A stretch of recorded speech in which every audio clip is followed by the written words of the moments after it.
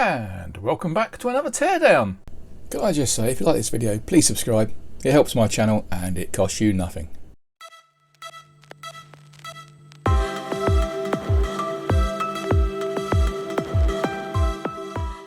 I was given this light. Power supply was broke, but it's 12 volt power supply. It has an on-off button, brightness, and some settings with a microphone. There must be a microphone in here somewhere. When you power it up, it's also got an infrared receiver dangling on here. When you power it up, it looks for something called a smart lamp app. If you hold the power button, it flashes because it's looking for a Wi-Fi connection to a smart app, which of course I don't want to use. And then if we look at it, it breaks down into 4 sections on a base. It has 1, 2, 3, 4, 5, 6, 7, 8, 9, 10, 11, 12, 13, 14, 15, 16, 17, 18, 19, 20, 21, 22, 23, 24 LEDs per section. And 1, 2, 3, 4, 5, 6, 7, 8 chips. Now if I bring in the microscope, turn it on, we can have a quick look at the chip. Right, we'll bring in the microscope. We'll focus on whatever these chips are. So it's a World Semi WS2811, which as far as I know is if I understand, it's very close to a 2812B.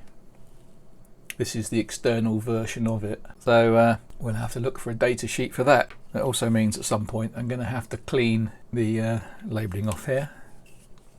Well, let's have a quick look again at the what's on this board. It's obviously got a 3-colour LED.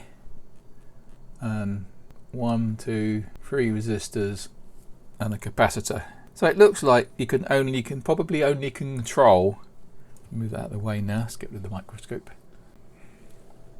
It looks like you can probably only control 3 LEDs.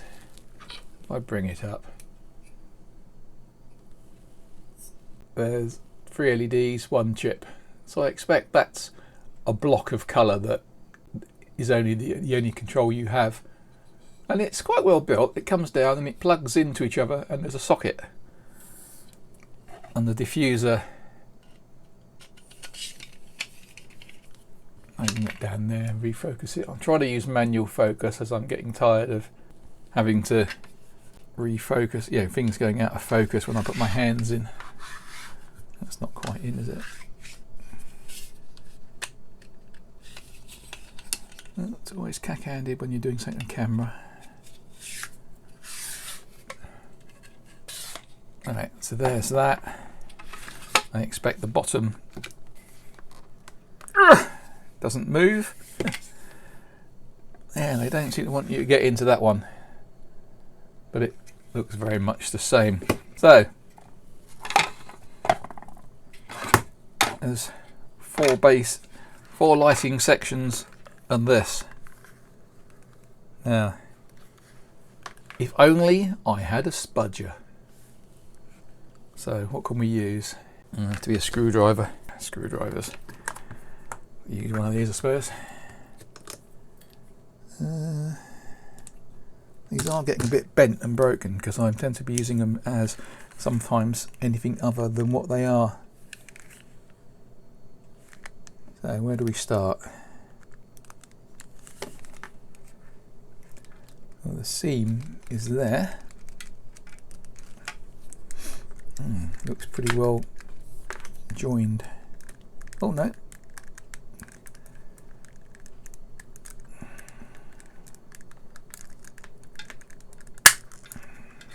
Now it clips.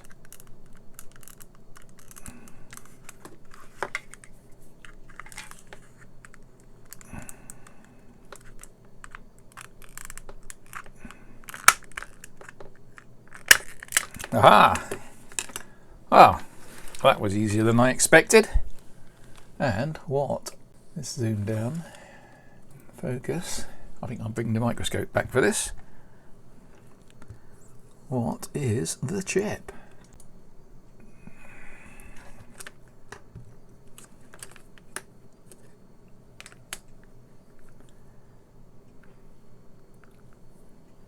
I'm hoping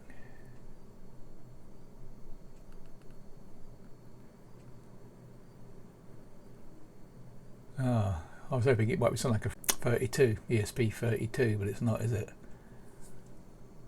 Something that's meant to look like a crab.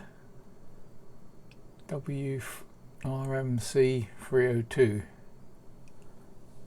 So, might have to make a complete board out of it. What have we got? We've got 2 wires coming in from VCC, which is over here. So there's VCC coming in. There is also the infrared sensor. I think we turn that off, maybe that'll go a bit better. There's the infrared sensor coming in here. There's a microphone on here. There looks to be possibly a regulator, little buck converter, because it's 12 volts coming in. And then, what are we over here? We'll have to look up what some of these chips are. 521L229A. What's that? Oh, that's a 3.3 volt regulator.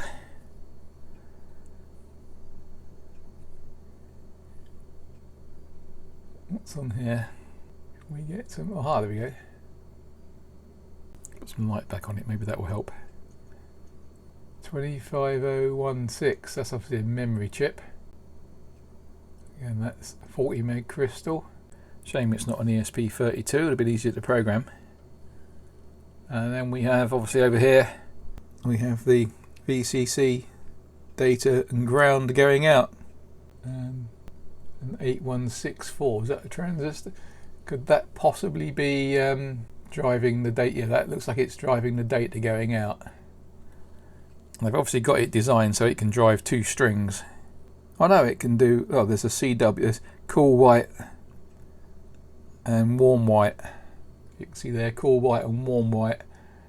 And there's obviously some transistors to drive them that is missing. So it's obviously a multi-purpose board. And then on the back, you have just got the 3 switches. So let's get rid of the microscope again, we don't need that anymore. And turn that down. Now it'll be interesting if we could make a board the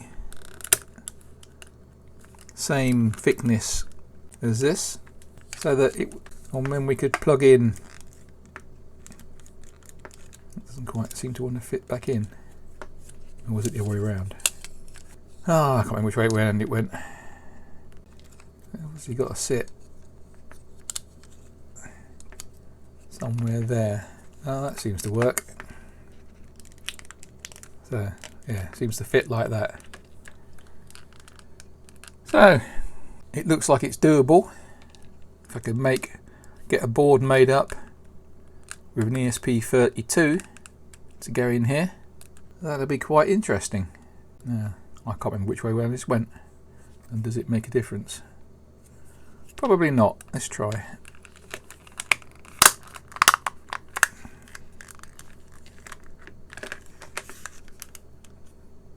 Oh. Oh dear.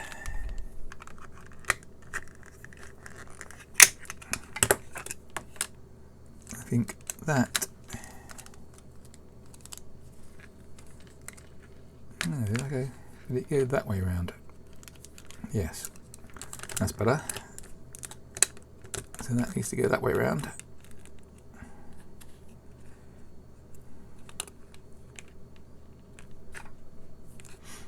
No, I don't know which way around it goes. I can't remember.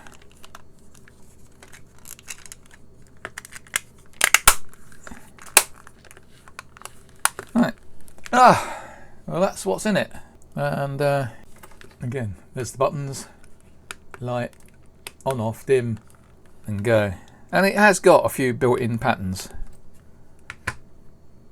which we could possibly show. Right, there's a quick recording of one of its colour modes just to show it working, but I think it's going to look better with an ESP32 controlling it. Teardown of a smart lamp. Can't find any more data than that. So I hope you enjoyed it.